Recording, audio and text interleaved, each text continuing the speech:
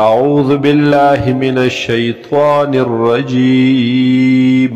بسم الله الرحمن الرحيم. لقد كان لكم في رسول الله أسوة حسنة. يقينا دستا سدبارا في رسول الله پر رسول دا اللہ کے په ذات د رسول د الله کې په شخصیت د رسول د الله کې هغه نمونه ښایسته لمن كان يرجو الله واليوم الآخرة د هغې چا دپاره چې هغه امید ساتي د رحمت د الله یا د هغې چا دپاره چې یریږي د الله نه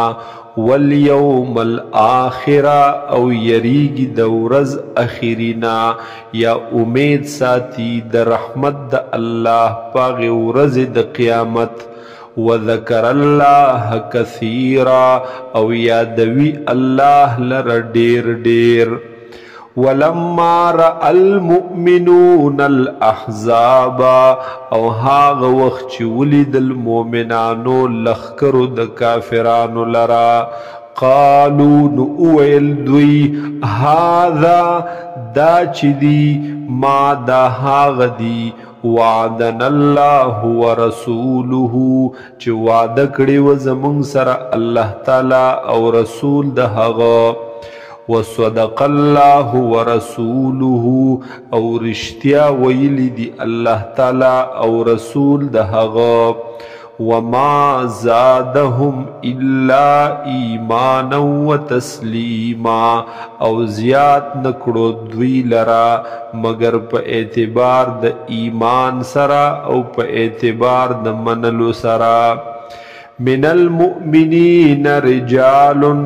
باز د مؤمنانو نه هغه سړي دي صدقو چې رښتیا کړلو هغوی ما هغه څه عهد الله علیه چې دوی واده کړی و د الله تعالی سره په هغې فمنهم من قضا نحبه پس بعض د دوی نه هغه دي قضا نحبه چې پوره یې کړلو هغې خپل اقرار لره هغې خپلې منښتې لره ومنهم من ينتظر او بعض د دوی نه هغه دي چې انتظار کوي وما بدلوا تبدیلا او بدلون را نوستلو دوی په دغې واده کې تبدیلا هیڅ قسم بدلون لیجزی الله الصادقین بصدقهم د دې دپاره چې بدله ورکړي الله تعالی رښتونو ته د رښتیا د دوی ويعذب المنافقین او عذاب ورکړي الله تعالی منافقانو ته ان شاء کچری خوښه شي او یتوب علیهم یا توبه قبول کی د دوی ان الله کان غفورا رحیما بیشک الله تعالی دې بخون کې مهربانا ورد الله الذين كفروا او واپس کړل الله تعالی هغه کسان چې کفر کړو بغیظهم سره د غصې خپلنا لم ینالوا خیرا حاصل نکړلو دوی هیڅ قسم خیر لرا ونمندلو دوی هیڅ قسم فتح لرا غلبه لرا وکف الله المؤمنین القتال او کافی دے اللہ تعالی د مومنانو دپارا القتال پا جنگ کے وکان اللہ قویا عزیزا او دے اللہ تعالی قوت والا طاقت والا عزیزا او زورور ذات غالب ذات وانزل الذین او راکوس کرل اللہ تعالی هاغ کسان ظاهروهم چې مدد کړو د دغه لخکرو سرا من اهل الكتاب او دوی د اهل کتابنا من صیاصیهم دغه قلاګان خپلنا وقذف في قلوبهم الرعب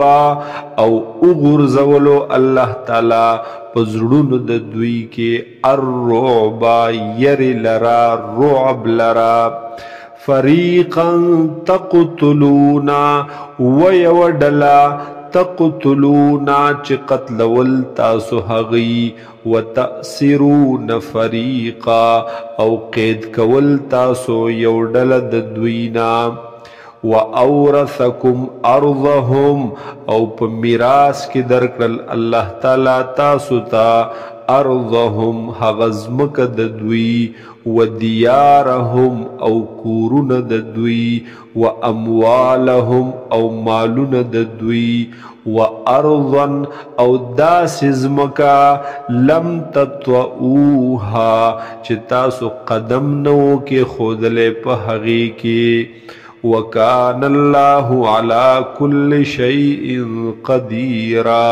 او دے اللہ تعالی په هر سیز باندې قدرت لرونکے